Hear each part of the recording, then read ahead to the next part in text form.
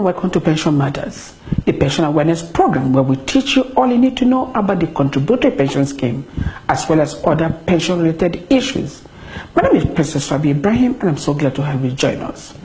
On today's episode of the program, we'll be discussing customer satisfaction under the contributory pension scheme. For details of this and more, stay with us as the program will continue shortly. Do you know there is a new pension scheme in Nigeria? It is mandatory, it is contributory, it is fully funded, based on individual retirement savings account. Under the supervision of the National Pensions Commission, the new pension scheme guarantees lifelong financial independence for every citizen of Nigeria in public or private employment. PENCOM says it's a new dawn. Call the National Pensions Commission now or log on to www.pencom.gov.ng for further details. PENCOM, your contribution counts. Welcome back. The program is Pension Matters, and it is now time for us to tell you what is trailing in the pension industry. First on our story, PENOP seeks flexible guidelines for micro-pension. The Executive Secretary of Pension Fund Operators Association of Nigeria, PENOP, Susan Oraya, has called on National Pension Commission, the regulatory body, PENCOM, to come out with flexible guidelines that would help to drive the micro-pension initiative. She said the use of technical terms should be avoided in the guideline in order to easily communicate with the target audience who reside in the grassroots. I completely agree with Susan because those terminologies could confuse our account holders at times. Well, I'm sure National Pension Commission will do the needful to make sure that micro pension, which is for informal sector, kicks off smoothly and without hitches. In another development, TUC endorses use of phone for pension transactions. The president of Trade Union Congress, TUC, Mr. Bala Kegama, says the union has endorsed the use of mobile phones for pension transactions by contributors and administrators, adding that it will quicken pension activities and make the scheme easily available for everyone, both in the rural and the urban area. That's very interesting. It's a fantastic idea coming from the TUC, giving support to the contributory pension scheme there. Finally, on Pension Trade today, salary increase to boost contributory pension scheme. The Secretary General of National Union of TESA, Government and Tailoring Workers of Nigeria, Comrade Isaremu, said the significant way of sustaining the contributory pension scheme is to have a timely increase in the salary of workers to avoid issue of low contribution into the retirement savings account. Fantastic. I agree with Mr. Aremu. More money into the retirement savings account can only happen when there's salary increase.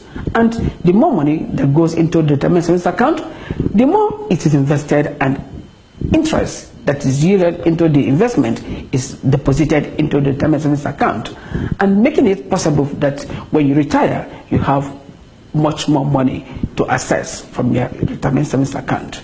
Viewers, that's all we have on Pension Trade today. Up next is pension education. Don't go away.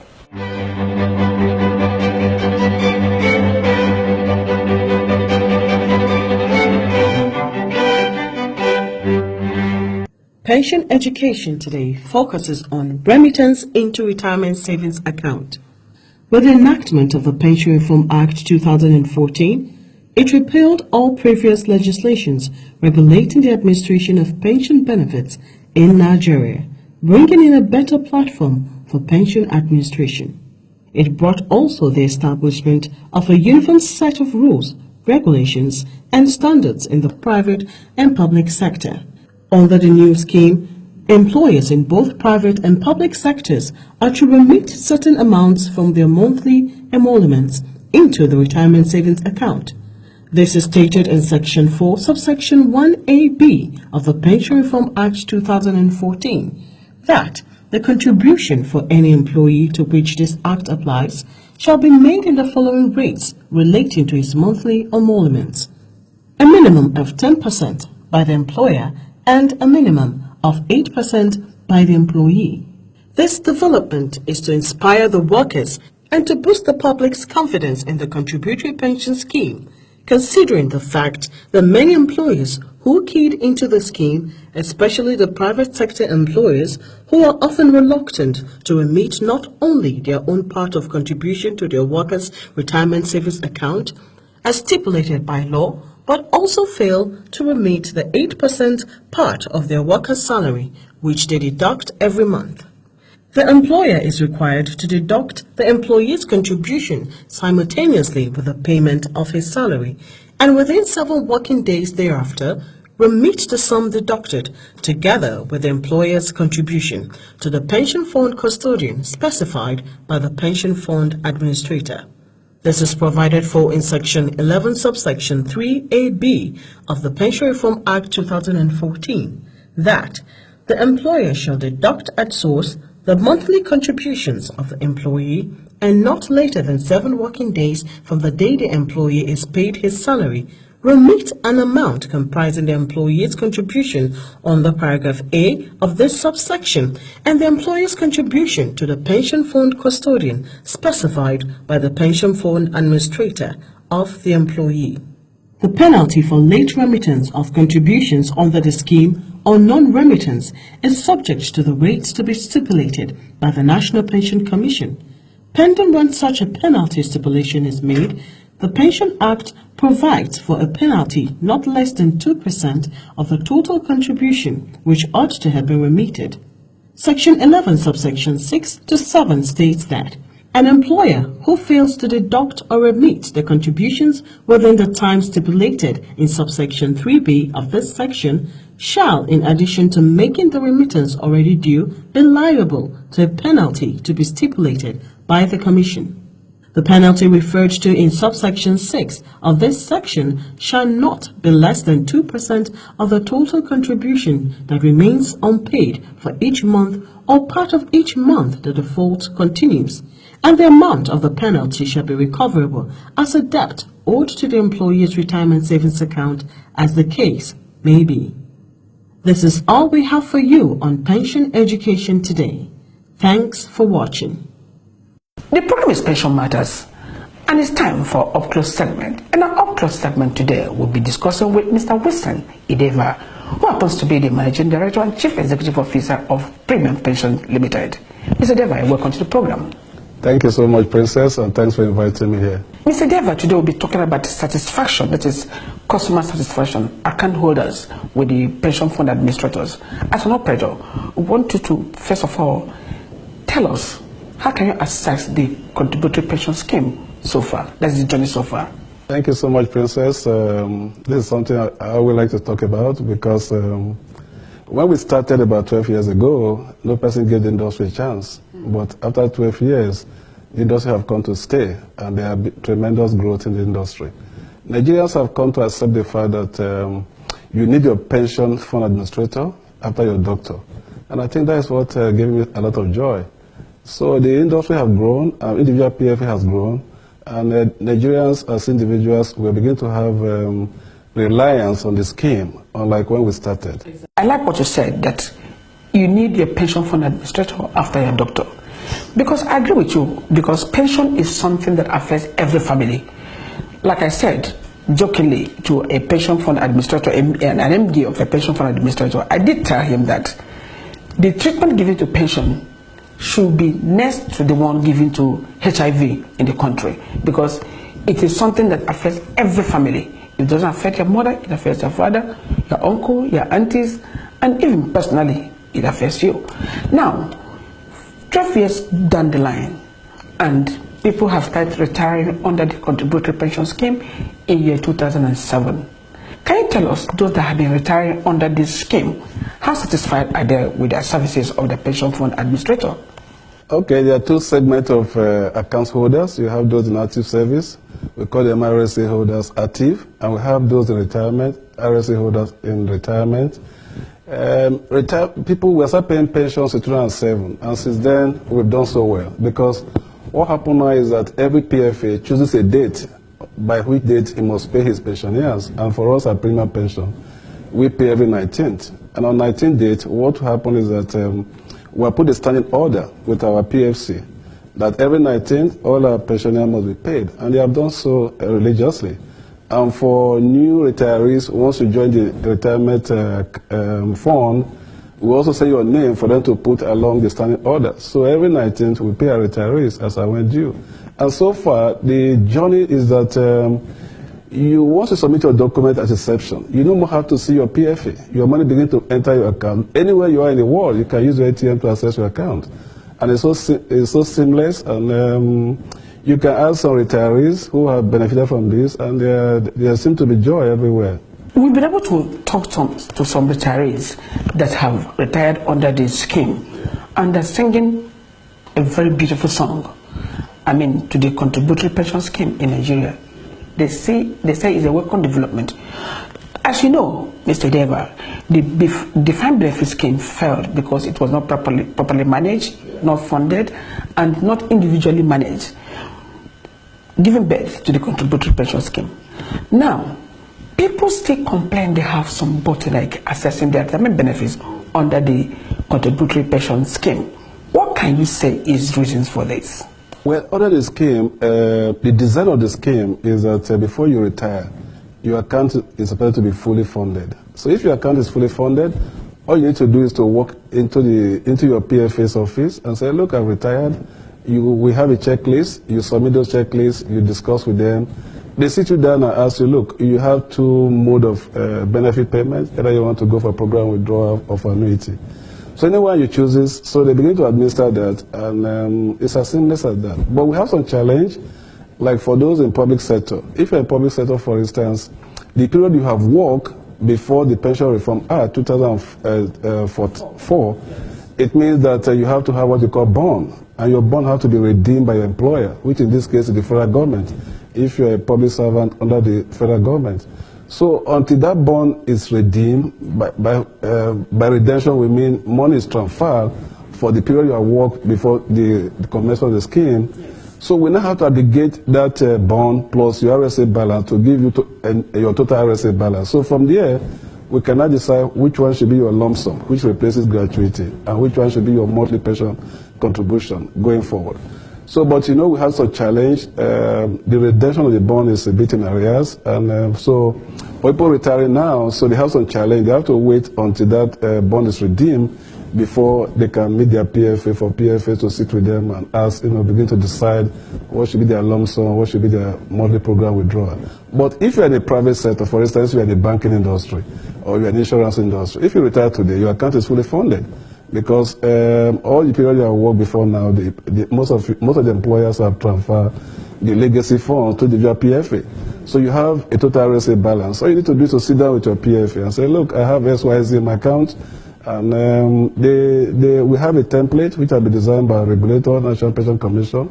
So they take you through the template, put all the parameters in place, then the system will generate what should be your lump sum, which replaces your gratuity before. And thereafter, they will tell you, look, this is your monthly pension going forward. And you can decide, okay, I can decide to have a lower lump sum, so I can boost my monthly pension. Yes, or I decide to take my maximum, then remain with my monthly pension. So the choice is yours. So once you have done this at the beginning, you don't need to go back to your PFA again, because your PFA will now put a standing order with the PFC and stating, look, XYZ have retired, and going forward, please pay him on so date. Every PFA decides the date they should choose. But I know most PFAs, they make a choice between 20th to 25th. So ideally, all the retirees should be paid before 25th. So it's that's what we have had so far. That's very good. It's getting very interesting. But Mr. Deva will take a break now. When we come back, we'll continue on this topic. Viewers, the program is Pension Matters, and today we are discussing satisfaction of account holders and retirees under the contributory pension scheme. We'll take a short break now. When we come back, Mr. Deva will take us more. Don't go away. Do you know there is a new pension scheme in Nigeria?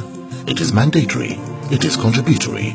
It is fully funded, based on individual retirement savings account. Under the supervision of the National Pensions Commission, the new pension scheme guarantees lifelong financial independence for every citizen of Nigeria in public or private employment. PENCOM says it's a new dawn. Call the National Pensions Commission now or log on to www.pencom.gov.ng for further details. PENCOM. Your contribution counts. Welcome back. The program is Pension Matters. Mr. Deva, before the break, I was going to ask you this question because you made mention of availability of funds to pay people who retired under this scheme, maybe in your company and other pension fund administrators. I want to find out, don't you think that's the essence of the pre-retirement verification exercise that is carried out every year, is to make sure that the money in the redemption account is calculated and then put into the retirement savings account of the account holder before the retirement, making it possible that the last day you leave office, you can now walk to your PFA 3 days after to arrange how you're going to start withdrawing money from the retirement savings account. Thank you very much, Princess. That is the idea. The pre-retirement verification was actually designed for the public sector. So if in a private sector, you don't need pre-retirement verification. So that's the differences. So if you're for instance, in a public sector, you need to do verification 6 months or 1 year before retirement for a National Pension Commission to be able to ascertain the period you have spent before 2004. And the idea of that is that for them to determine what should be the value of your redemption fund. So ideally, before the economic challenge, normally a month or before you retire, that money is paid to individual PFAs. And PFAs, once you retire, you're able to sit down with them and, okay, say your total received balance is XYZ, and with that they can now determine what should be your lump sum, what should be your minimum pension payment every month. But, we all know what we're going through now. We're currently in a recession, and the public sector seems to be having some challenge with the funding of that fund.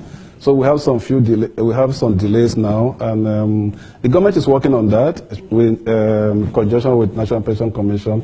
But if you're in the private sector, for instance, if you are in banks, say you work in First Bank, the very day you retire, you can sit down with your PFA, because by that date, your employer would have fully funded your RSA account.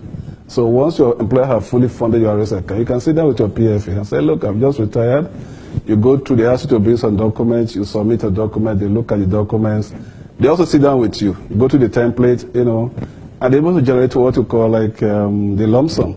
And they also tell you, look, this should be your monthly pension going forward. You cannot, like I said before, decide, okay, I want more monthly pension than lump sum. Or even some people will have some retirees in my company that is, okay, look, I don't want lump sum. I want to have a high monthly pension. So if that happens, all your amount is now being programmed to give you monthly pension. So you have a higher monthly pension, but you don't go with any lump sum. So the choice is yours. So in a nutshell, Mr. Java, you're trying to say that the pre-retirement verification exercise applies only to the public sector alone? Yes, applies to the public sector. Because if you're in the private sector, you don't need any pre-retirement verification, because the contract you have is with your employer, and your employer knows when you're going to retire. You also know. So by the time you retire, you would have, because the ages are different for the private sector, it depends on individual setting.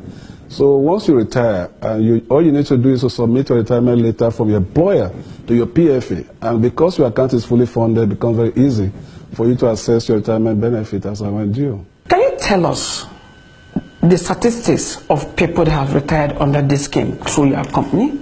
Well, for us as Premium now, I think we have over, we should be close to 21,760, if I get that figure very right, that have retired so far. And we are paid, I didn't have the exact figure, but I think we are paid over 92 billion to our retirees. So, 92 billion? Yes, and on a monthly basis, our retirement benefit is close to $500 million.